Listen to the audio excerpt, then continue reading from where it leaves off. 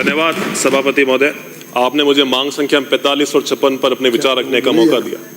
इस आधुनिक भारत के अंदर पर्यावरण की संरक्षण करते हुए हमें औद्योगिक विकास की अति महत्वता है। औद्योगिक विकास हेतु हमें निवेश, जल, ऊर्जा, सकारात्मक नीति व दृढ़ इच्छा शक्ति की आवश्यकता है। इसी क्रम में हमारी सरकार ने प्रथम ही वर्ष के अंदर rising Rajasthan global investment summit के माध्यम से 35 लाख करोड़ के निवेश के MOUs करें और साथ ही साथ राम जल सेतु लिंक परियोजना के माध्यम से न सिर्फ हमें पेयजल हेतु, हमें सिंचाई हेतु, अपितु हमारे उद्योगों के लिए भी पानी सुनिश्चित हो पाएगा। ऊर्जा के क्षेत्र में राजस्थान को सोलर हब के तौर पर विकसित करने के लिए लाखों करोड़ का निवेश आएगा। इससे न सिर्फ राजस्थान ऊर्जा के क्षेत्र में आत्मनिर्भर बनेगा बल्कि स्वावलंबी भी बनेगा। साथ ही साथ हमारे उद्योगों को निर्बाधित विद्युत आपूर्ति भी मिल पाएगी। साथ ही साथ हमारी जितनी भी सरकार की पारदर्शी ईमानदारी सरकार है और इनके विजन के साथ और औद्योगिक नीति सुदृढ़ करने से हमारे राजस्थान के अंदर औद्योगिक क्रांति आएगी। हमारे ग्रामीण अंचल में रोजगार के पर्याप्त माध्यम नहीं होने के कारण से बेरोजगारी व्याप्त है। हमारे यहाँ पे शिक्षा, चिकित्सा, पानी, बिजली जैसे तमाम मूलभूत सुविधाओं और संसाधनों के अभाव के कारण से जितने भी ग्रामीण हैं उनको खुद के और खुद के बच्चों के भविष्य को सुनिश्चित करने के लिए मजबूरन उनको गांव से पलायन करके शहर की तरफ जाना पड़ता है। इससे कहीं ना कहीं शहरी व औद्योगिक विकास दोनों बाधित होते हैं। आज से 200 वर्ष पूर्व हिंदुस्तान खुद के रेशमी और सूती वस्त्रों के लिए, सोने के लिए, जेवरातों के लिए, खुद के मसालों के लिए, खुद के धातुओं के लिए, खुद के कार्य कौशल के लिए, खुद के कारीगरी के लिए, खुद के ज्ञान विज्ञान के लिए प्रख्यात था। उदाहरण के तौर पर जो हमारे कुतुब मीनार के पास में जो एक लोह स्तंभ है, उस लोह स्तंभ के अंदर आज 1600 वर्ष बाद भी उसमें कहीं भी किसी भी प्रकार का जंग नहीं लगा हुआ। उसमें धातु और लोहे का एक ऐसा मिश्रण तय करा हुआ है जिससे आज तारीख तक जितने भी वैज्ञानिक जगत में आज भी आश्चर्य करते हैं और इसके कई बार शोध भी हो चुके हैं। हमारे यहाँ पर एक ढाका की मलमल होया करती थी जिसकी विशेषता ये थी कि तकरीबन 15 मीटर थान को आप समेटकर एक माचिस के डिब्बे के अंदर डाल सकते थे और यहाँ तक 300 फीट उस थान को आप एक अंगूठी के अंदर से निकाल सकते थे। इस प्रकार की कारीगरी और कार्य कौशल हमारे राजस्थान, हमारे हिंदुस्तान के अंदर था। हमारे हर आंगन में कुटीर उद्योग स्थापित था और जो तमाम जातियां जैसे सुनार, लोहार, कुम्हार, सुथार, आपके लखारा, रबारी, इन तमाम जातियों से खुद के कार्य कौशल से वो उत्पादन पैदा करते थे।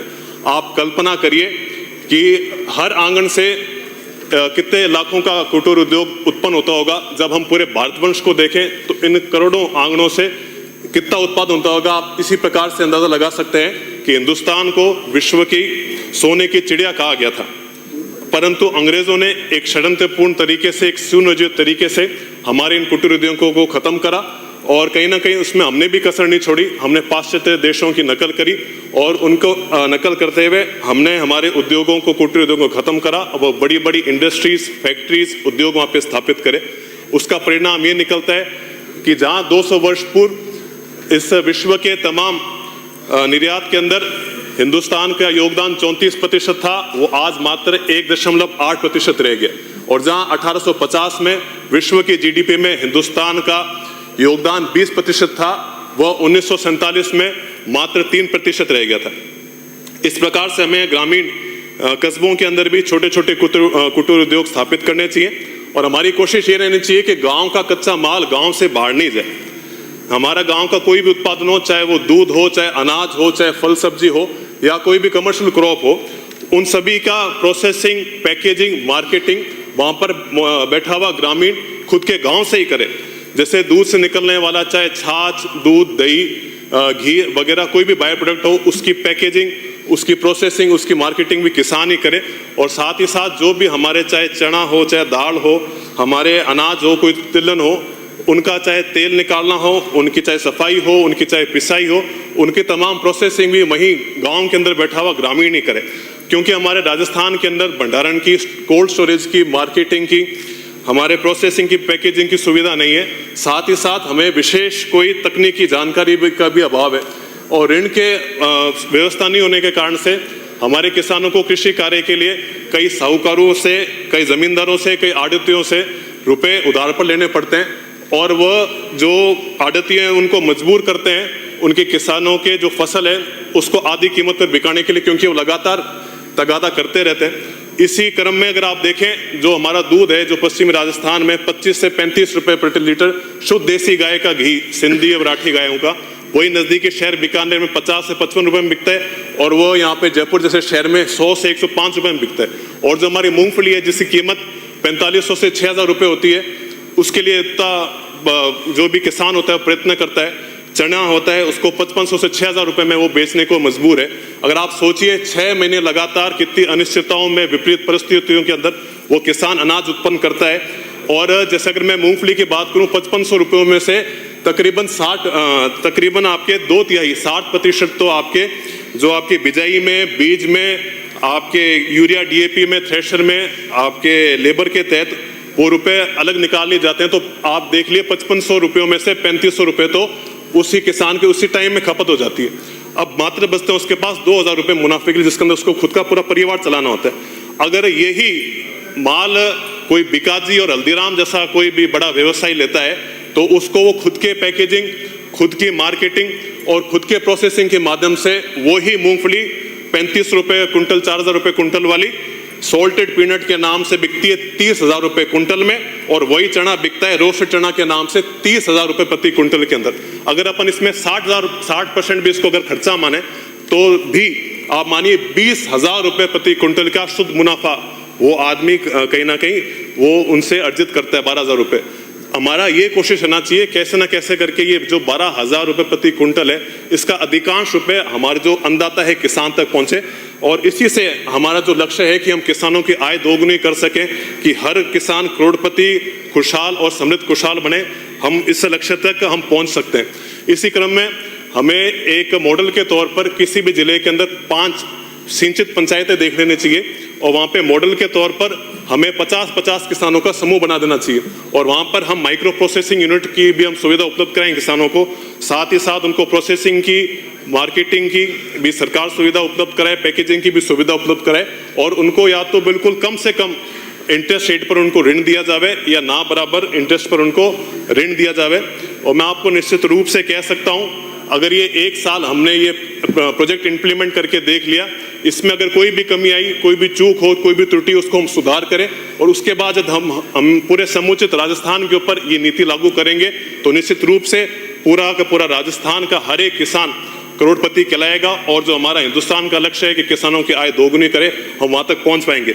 मैं अंत में ये बात कहना चाहूंगा, जिस प्रकार से हमारा पशुपालन राजस्थान में रोजगार का मुख्य माध्यम है, और पश्चिमी राजस्थान में प्रदेश की 25% पशुधन जो कि 1.5 करोड़ के लगभग है वो यहाँ निवास करती है, वह सोलर संयंत्रों के स्थापना हेतु हजारों बीघा जमीन सिवाय चक अराजीराज जमीनें सोलर कंपनियों को दे दी जाती है।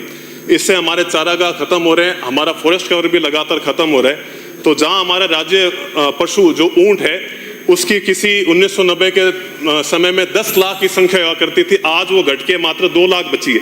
सोलर से मानता हूं ऊर्जा का उत्पादन होना चाहिए, परंतु सोलर से किस प्रकार से सोलर माफिया खड़े हो रहे हैं, भाई को भाई से लड़ा दिया जाता है, कैसे हमारा प्रेम और भाईचारा खत्म हो रहा है, हमारे सबकी जमीन चली जाती है, हमारे युवा सभी बेरोजगार हो जाते हैं, और कहीं ना कहीं वो चोरी और नशे के लत में पड़ जाते हैं।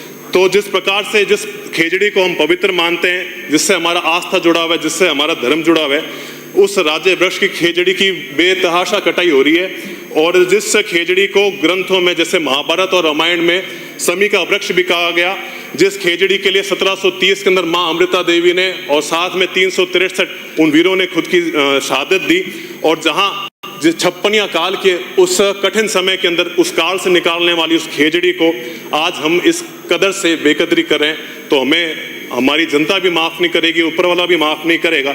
और जिस प्रकार से यूएई जैसा देश जो अरब खाड़ी के अंदर है, उसने भी खुद को खेजड़ी को खुद का राष्ट्रीय वृक्ष घोषित कर दिया है, और वहां अगर खेजड़ी काटते हुए कोई भी व्यक्ति पाया जाता है तो उस पर 24,000 रुपए से लेके 12 लाख रुपए तक का जुर्माना उस पर लगा दिया जाता है। तो इस प्रकार से कठोर नियम का इम्प्लीमेंटेशन जब तक हम नहीं करेंगे, खेजड़ी कटाई नहीं रुक पाएगी। सभापति महोदय, मैंने इसी सत्र के पहले सत्र में कितनी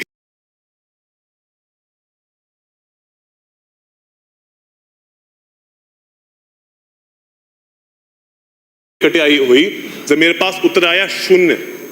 हकीकत बात यह है कि जितने भी पटवारी चाहे तहसीलदार हैं, उनसे मिलकर ये सोलर कंपनियां हैं जो खेजड़ियों का आंकड़ा उसको शून्य जानबूझकर दिखाती है। उसका कारण ये है, शेम की बात नहीं है, विगत 5 साल की बात करिए, परंतु मैं कांग्रेस बीजेपी नहीं करना चाहता। हमें इस राजस्थान की दशा और दिशा बदलनी है। ये आरोप प्रत्यारोप के कारण से हम इतना बैकवर्ड जा चुके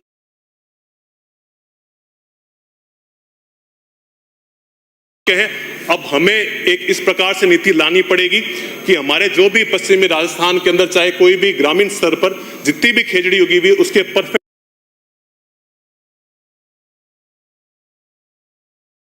काउंटिंग, परफेक्ट मार्किंग होनी चाहिए, जिससे जो भी अगर एक भी खेजड़ी कटे, उस खेजड़ी की जगह एक के बदले 10 खेजड़ियां लगे। और जिस प्रकार से हमारे जनता को जागरूक कर पाएंगे,